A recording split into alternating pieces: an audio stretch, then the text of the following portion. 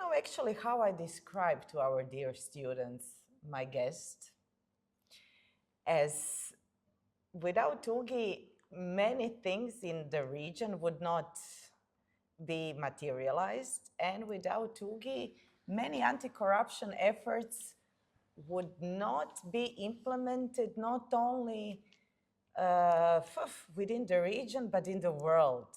No, okay, it's not even exaggeration. Let me introduce Professor Ambassador Uglješa Zvekić, whose experience and life successes actually, but also hard work in anti-corruption field could be motivation for all of our students, particularly in Bulgaria, Greece and Croatia, in order to achieve changes and build integrity. So, Ugi, welcome. Thank you. And please tell us what you think is most important when NGO sector, civil sector, academia is faced with corruption problem in Southern Eastern European region, and what to do, how to approach changes in society.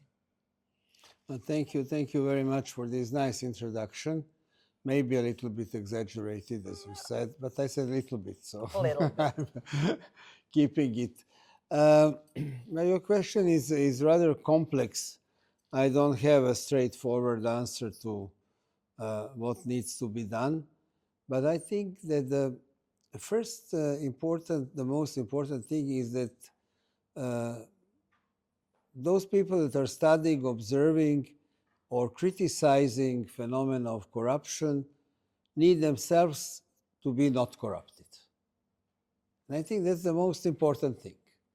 And we have experienced, unfortunately, that even in the civil society sector, academia, there were individuals and organizations that were corrupt.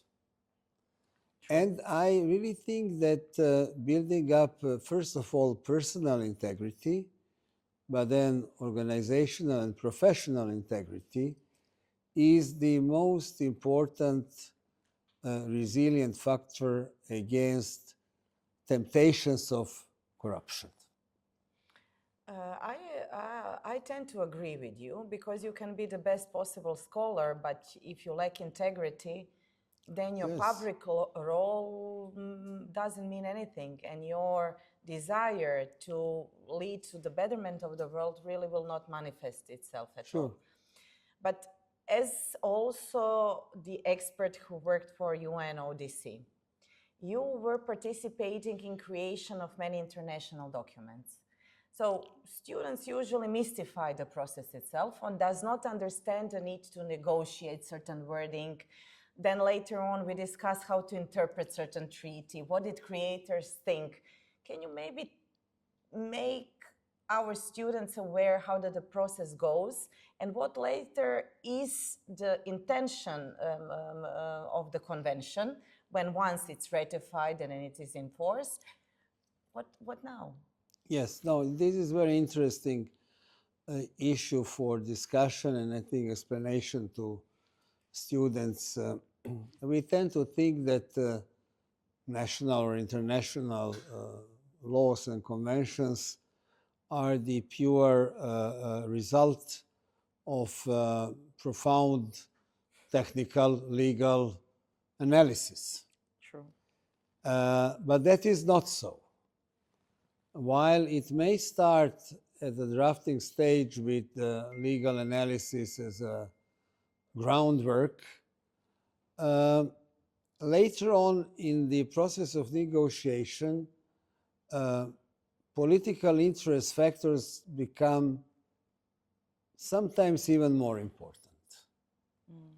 And therefore, the ex post facto interpretation of what you call the intentions of the creators can be only understood in the context of the time and geopolitical situation during which the given national law or international convention were promulgated. I agree with you completely, because otherwise law would just be the instrument which would not allow development to occur and which would not adapt to new circumstances. But tell us also, what is the most important issue when we are talking about UN Convention against Corruption? In your opinion, particularly when we want to have offenses in our criminal codes, okay, we have to have prevention mechanisms. But can you tell us, maybe when students will read the convention together with Convention UNTOC, Convention against Transnational Organized Crime, how should they approach reading it? How should we make our lawyers in the region really great experts for international business, for EU integrations, how to help our neighboring countries in Western Balkan to come to the EU family? How we make our lawyers in the region really aware of their own strength and skills they have to have when we have to adapt and implement convention provision, either in business sector, political sector, business, state-owned enterprises, etc. Well, you know, I think, you know, that whenever we have implementation of any laws or conventions, the maximum standard requirements tend to be lowered. They just become lowered because they are implemented in different contexts. There are various other factors that really influence it.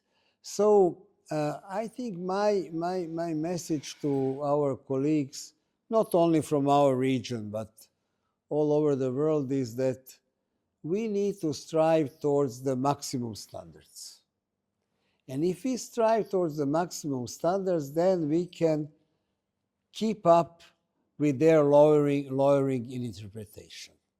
But if at the level of normative standard setting, we already have minimum level of standard legal, political, human rights requirements, then we are at a very dangerous situation in which during the implementation and interpretation, these standards might become even lower.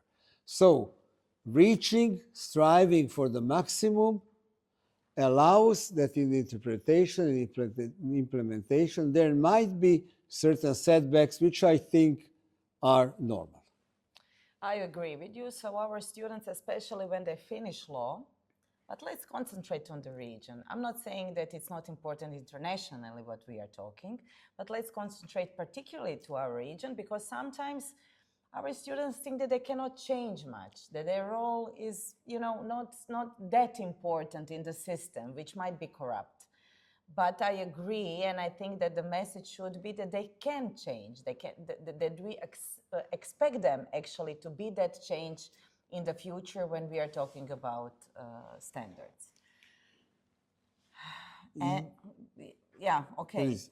And also, when you chose the research, when you chose this path of your professional career, how did that happen?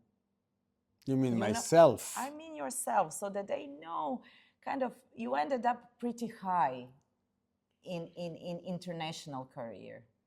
And you're working always towards the betterment of the society.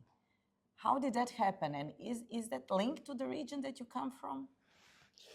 Yes. No. I think, you know, that students, young people, particularly, you know, when they enter the professional career, should have very high aspirations. I agree. And these high aspirations are important for driving their future career and life.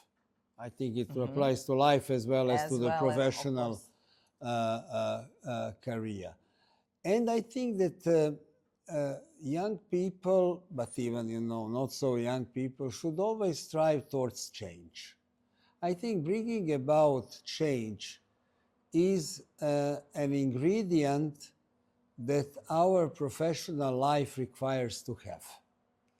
And this is also in the law. Why do we change laws? Because the old laws were not so good. So we want to change the situation.